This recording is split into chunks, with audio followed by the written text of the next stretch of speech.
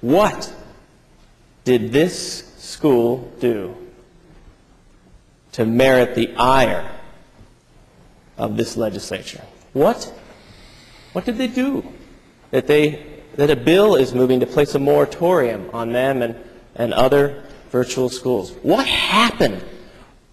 What happened out there that was so troubling, so frightening, that we had to move a bill to put a moratorium on virtual schools in Oregon?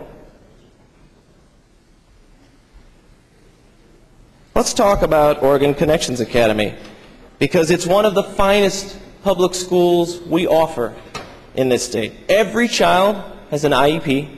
Every child has an individualized education plan. The teachers are dedicated to the students and evaluated for performance. The teachers are evaluated for performance.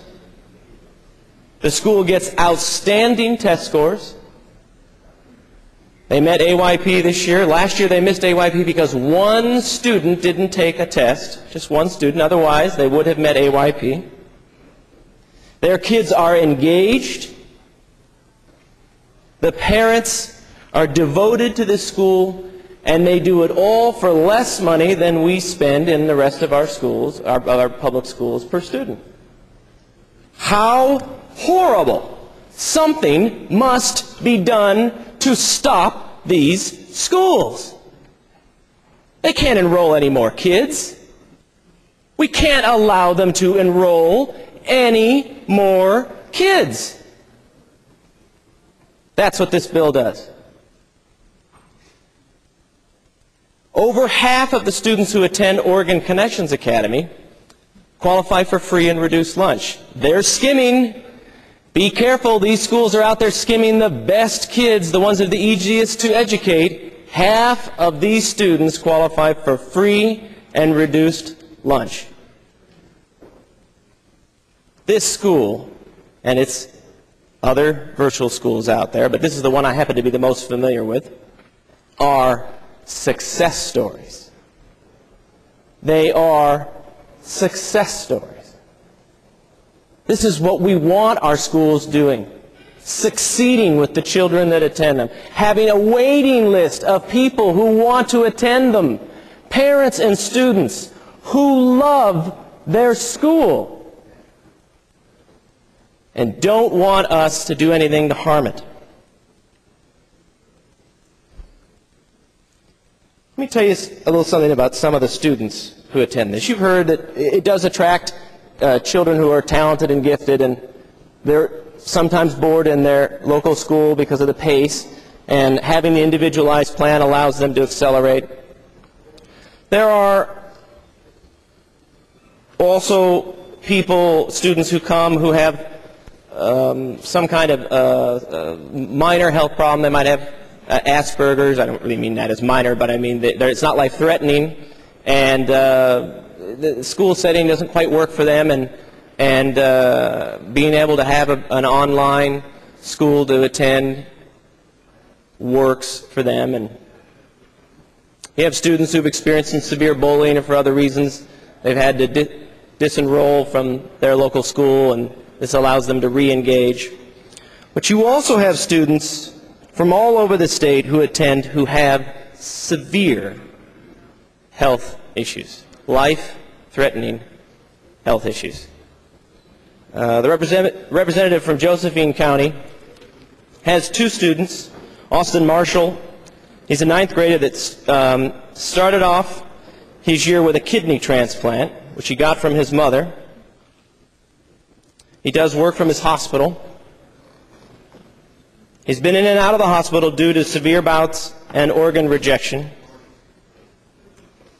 Alexander Farmer, he's a kindergartner working on 1st grade curriculum.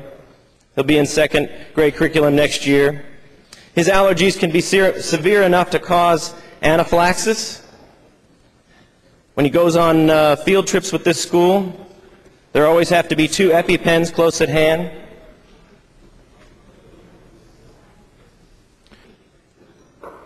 The representative from Corvallis and Philomath, There's a young lady by the name of Shannon Long who attends this school. She's a 9-year-old taking 7th and 8th grade tag coursework. She receives A's and B's. She has a 504 plan and is living with life-threatening food allergies. She has extreme allergic reactions to contact with many foods and even aerosol exposure. I have a list of many more. But you get the point.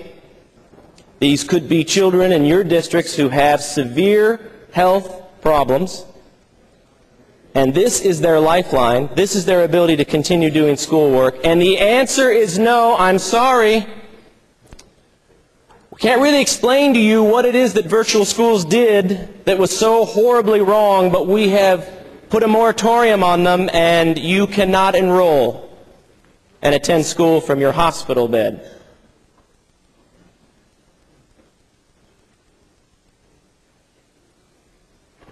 There's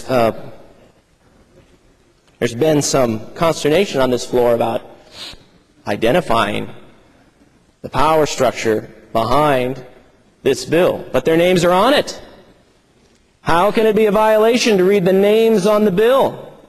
It's the teachers' union that wants this bill. They brought it. They have told members of this body that it is their #1 priority to pass this bill. Why? Why? What offense did this and these schools commit? Ladies and gentlemen, they're not unionized. Their employees are not unionized. Many of you are familiar with this email that went from the lobbyist for the teachers union to the lawyer for the Department of Education. The language in here is so very important. The lobbyist writes, finally, the other chief sponsor wants to make sure that the effect is that ORCA be given until the end of their existing contract to wind down so kids aren't left immediately high and dry. The chief sponsors are eager to get this done in a hurry, of course, so once again, I'm groveling and grateful.